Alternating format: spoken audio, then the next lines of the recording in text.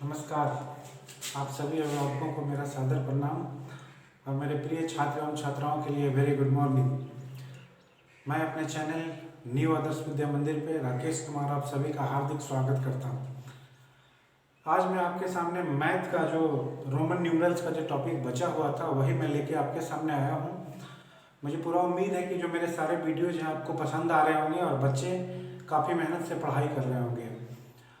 Roman numerals का मैंने first part discuss किया था और आज ये लास्ट पार्ट है रोमन न्यूमरल्स का। मैंने बताया था कि सारे रूल्स अगले क्लास में मैं डिस्कस कर दूंगा और मैंने देखा कि बच्चे काफ़ी देख भी रहे हैं वीडियोज, व्यूज काफ़ी हुए हैं वीडियोज के। मुझे काफ़ी अच्छा लग रहा है कि बच्चे इसमें रुचि ले रहे हैं और घर पे पढ़ाई भी कर रहे हैं। तो इसी प्रकार आप पढ़ते रहिए। मैं प्रतिदिन वीडियोज डाल रहा हूँ और डालता भी रहूँगा। अब बिना समय गवाए मैं आपको बताता हूँ रोमन न्यूमरल्स। बच्चों, आपको याद होगा जो मैंने पहला रूल आपको डिस्कस किया था रोमन न्यूमरल्स का, उसमें क्या बताया था कि अगर कोई भी रोमन न्यूमरल्स को रिपीट किया जाए, जैसे लगातार लिखा जाए, जैसे आई आई वी वी वी, तो क्या डिस्कस किया था कि सभी को हम ऐड कर देते हैं, है ना। मैं आपको फिर से यहाँ पे रफ वर्क की तरह बताता हूँ कि जैसे मान लो हमने यहाँ पे x x ये दोनों को लगातार लिखा था, तो क्या बोला था हमने कि इसको ऐड करेंगे। तो आपको याद होगा x का वैल्यू 10 होता है और फिर x का वैल्यू 10, तो कितना लिखेंगे 20। ये मैंने पहला रूल आपको पिछले क्लास में डिस्कस किया था। उसमें मुझे 2 पॉइंट्स आपको देने थे जो मैं समय की कमी के कारण नहीं दे पाया था। उसी रूल का, फर्स्ट रूल का मैं 2 पॉइंट आपके सामने डिस्कस कर रहा हूँ। यहाँ पे मैंने नोट लिख के 2 रूल 1 नोट और 2 पॉइंट डिस्कस कर देता हूँ ताकि आपको कंफ्यूजन ना हो उसमें। पहला सेंटेंस है no Roman numerals can be repeated more than 3 times. क्या मतलब हुआ इसका कि किसी भी रोमन न्यूमरल को, कोई एक रोमन न्यूमरल को लगातार 3 बार से ज्यादा आप रिपीट नहीं कर सकते हैं। समझ लीजिए आप, जैसे मान लो यहाँ पे हमने x लिखा, 2 बार लिखा। अब इसको मैक्सिमम हम 3 बार लिख सकते हैं, ना कि x x x x 4 बार। क्लियर हो गया आपको? 3 बार मैक्सिमम 3 होगा, तो इसका वैल्यू 10 + 10 + 10 कितना होगा 30। मगर इसका वैल्यू 40 नहीं होगा, क्योंकि ये रूल है हमारा कि किसी भी रोमन न्यूमरल को 3 बार से ज्यादा रिपीट नहीं कर सकते हैं। क्लियर हो गया? अब दूसरा पॉइंट है V L D are not repeated. आप जितने भी 7 रोमन न्यूमरल्स मैंने दिए थे आपको, टेबल जो चार्ट बना के, उसमें सबको रिपीट करेंगे, पर V L और D को रिपीट नहीं किया जाएगा। आप कभी भी ऐसा एग्जाम्पल नहीं देखेंगे इसमें डी डी या L L V V V इस तरह का लिखा मिलेगा आपको, क्योंकि इसको हम रिपीट नहीं कर सकते। ये बहुत ही इंपॉर्टेंट पॉइंट है। मैंने यहाँ पे स्टार लगाया हुआ है, क्योंकि आप कभी भी, आपको अगर हिंदू अरबिक सिस्टम में मैं कोई नंबर दे दूं और बोलूं कि इसको रोमन न्यूमरल्स में आपको लिख के बताना है, तो हो सकता है आप कंफ्यूजन बस इसको रिपीट करके आप उसे लिख दें। तो ये बहुत ही इंपॉर्टेंट पॉइंट है रूल 1 का। अब आते हैं बच्चों रूल 2 में। फर्स्ट रूल क्लियर हो गया आपका। सेकंड रूल, ध्यान से स्टेटमेंट पहले पढ़ें। When a Roman numeral is placed after any greater value result will be the sum of the numeral. Statement बड़ा है, स्टेटमेंट भले बड़ा हो पर मतलब काफी आसान है। क्या लिखा हुआ है कि जब कभी किसी रोमन न्यूमरल को किसी बड़े वाले रोमन न्यूमरल के बाद लिखा जाए, तो जो हमारा रिजल्ट होगा वो सभी का ऐड करके सम करके होगा। जैसे ना समझ आया तो एग्जांपल देखिए, यहां पे मैंने एक एग्जांपल लिया वी आई आई आई। अब क्या रूल है कि किसी रोमन न्यूमरल को अगर उससे बड़े वाले वैल्यू के बाद लिखा जाए, मतलब सबसे पहले v है, v का वैल्यू कितना होता है 5 और i का वैल्यू कितना होता है 1, तो बड़ा के बाद छोटा है, v का वैल्यू 5 उसके बाद 1। तो मैंने रूल लिखाया हुआ है कि अगर किसी रोमन न्यूमरल के को उससे बड़े वाले वैल्यू के बाद लिखा जाए तो उसको हम सम कर देते हैं, जोड़ देते हैं। तो यहाँ पे v का वैल्यू 5 और उसके बाद i का वैल्यू 1 + 1 + 1 कितना हो गया 8। और आसान शब्द में ऐसे समझिए कि जब कभी भी आपको रोमन न्यूमेरल दिया हो तो शुरू में आप देख लें कि बड़ा है कि छोटा है। अगर शुरू में बड़ा है और बाकी बाद वाले सभी उससे छोटा है तो आप उसको क्या करेंगे, ऐड करेंगे। ठीक है। अब इसी में एक और एग्जांपल हमने लिया है L और V। तो L का वैल्यू आपको पता होगा, L का वैल्यू होता है 50 और V का वैल्यू होता है 5। मतलब इसमें भी शुरू में बड़ा वैल्यू है फिर छोटा।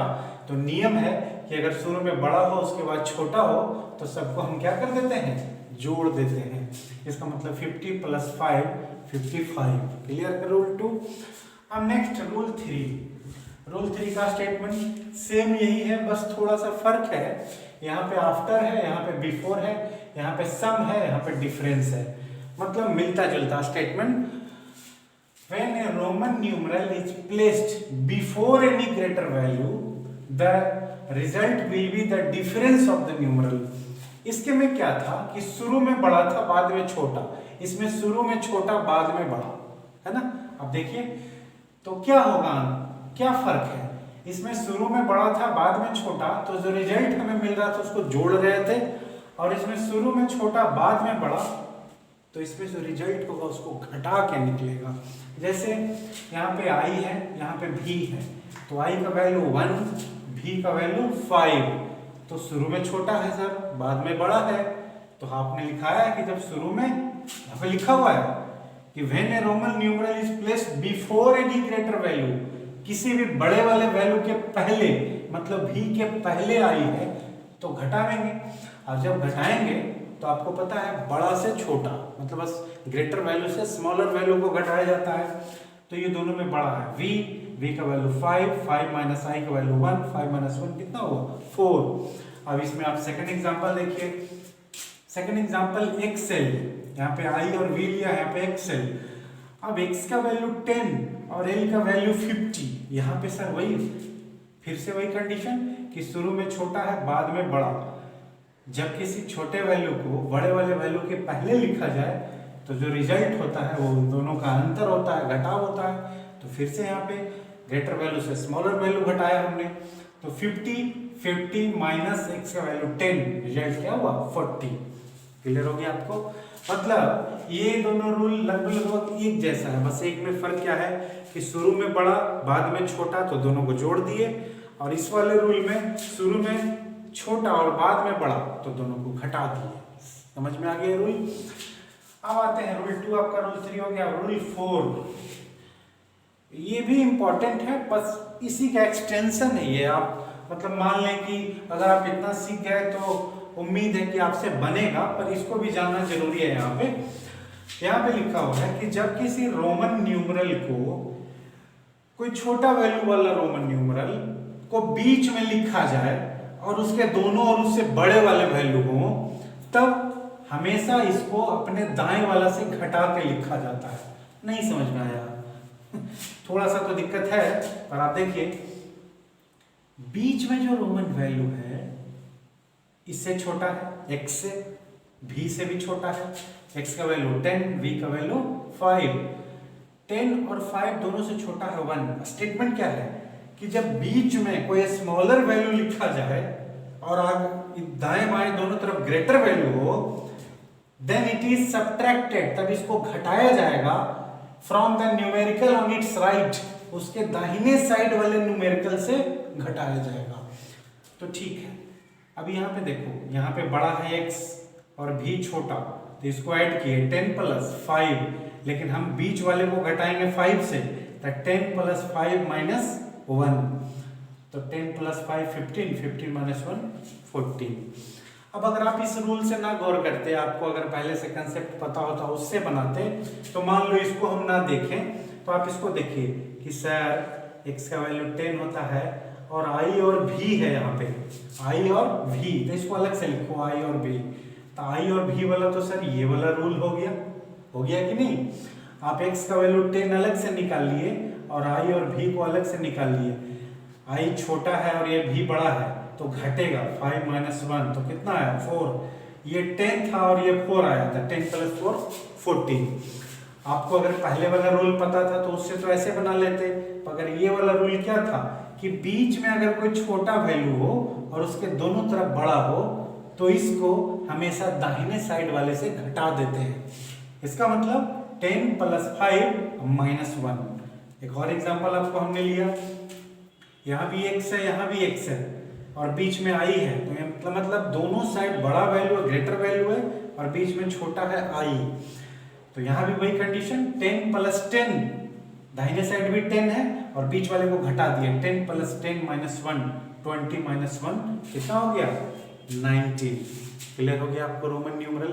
यहाँ पे एक बहुत ही इंपॉर्टेंट नोट है, पॉइंट के रूप में मैंने आपको ब्रैकेट दे के यहाँ पे ब्लैंक स्पेस छोड़ रखा है, खाली। यहाँ पे आप एक बात जान लीजिए कि there is no numerical value for zero, there is no any numerical value for zero. Zero के लिए कोई भी न्यूमेरिकल वैल्यू नहीं होता है, रोमन न्यूमेरिकल है ना, there is no any Roman numerical value for zero. जैसे 1 के लिए आई हमने लिखा ना, और बाकी आगे वाले नंबर्स के लिए मैंने रोमन न्यूमरल्स आपको दिए, जीरो के लिए कोई रोमन न्यूमरल नहीं होता है। तो ये इंपॉर्टेंट पॉइंट था आपको। और रोमन न्यूमरल्स जो बेसिक है बच्चों के लिए, आप बेसिक क्या मतलब, और भी लोग अगर रोमन न्यूमरल्स में किसी भी नंबर को किसी भी पैमाने तक लिखना चाहें तो आप इसकी मदद से लिख सकते हैं।